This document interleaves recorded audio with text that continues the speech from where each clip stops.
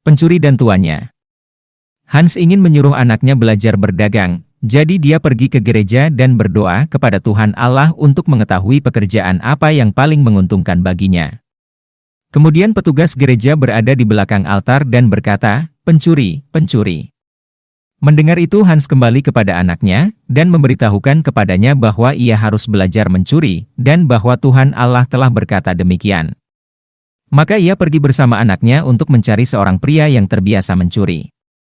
Mereka berjalan sangat jauh dan tiba di sebuah hutan yang luas, di mana terdapat sebuah rumah kecil dengan seorang wanita tua di dalamnya.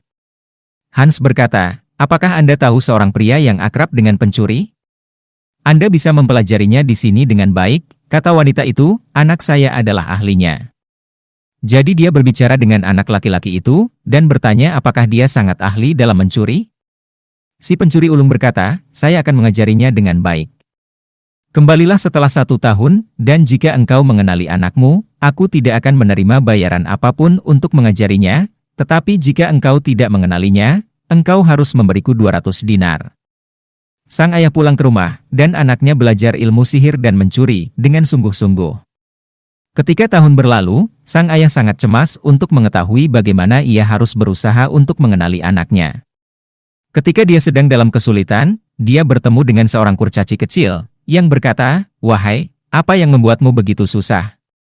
"Oh," kata Hans, "setahun yang lalu saya menitipkan anak saya kepada seorang pencuri ulung yang mengatakan kepada saya bahwa saya harus kembali setelah tahun ini berakhir, dan jika saya tidak mengenal anak saya ketika saya melihatnya, saya harus membayar 200 thaler, tetapi jika saya mengenalnya, saya tidak perlu membayar apapun. Dan sekarang saya takut karena saya tidak mengenalnya dan tidak tahu di mana saya bisa mendapatkan uang."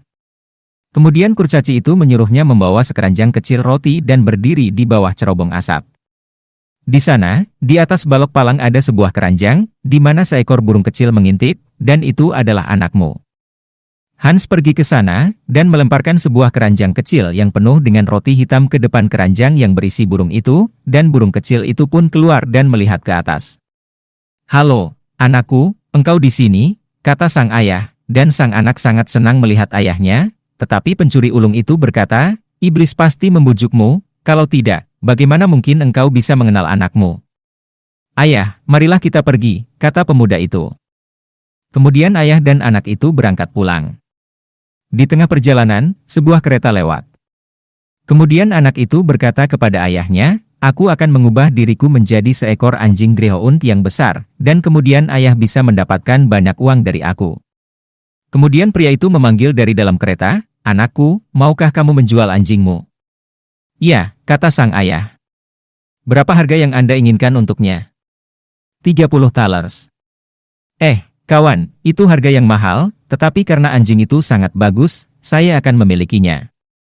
Pria itu membawanya ke dalam keretanya, tetapi ketika mereka telah berkendara sedikit lebih jauh, anjing itu keluar dari keretanya melalui jendela, dan kembali ke ayahnya, dan tidak lagi menjadi anjing greyhound.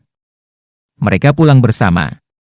Keesokan harinya ada pameran di kota tetangga, jadi pemuda itu berkata kepada ayahnya, "Saya sekarang akan mengubah diri saya menjadi kuda yang indah, dan Anda dapat menjual saya, tetapi ketika Anda telah menjual saya, Anda harus melepaskan tali kekang saya, atau saya tidak bisa menjadi manusia lagi."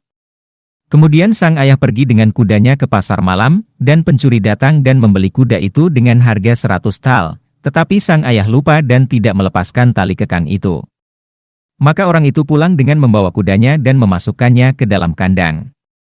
Ketika pelayannya melewati ambang pintu, kuda itu berkata, "Lepaskan tali kekang, lepaskan tali kekang." Kemudian pelayan itu berdiri diam dan berkata, "Apa, bisakah engkau berbicara?" Maka pergilah ia melepaskan tali kekang itu, dan kudanya menjadi burung pipit, lalu terbang keluar di depan pintu, dan penyihir itu pun menjadi burung pipit, lalu terbang mengikutinya. Kemudian mereka berkumpul dan membuang undi, tetapi tuannya kalah, dan menceburkan diri ke air dan menjadi ikan. Kemudian pemuda itu juga menjadi ikan, dan mereka membuang undi lagi, dan tuannya kalah. Maka tuan itu mengubah dirinya menjadi seekor ayam jantan, dan pemuda itu menjadi seekor rubah, lalu menggigit kepala tuannya, dan ia mati dan tetap mati sampai hari ini.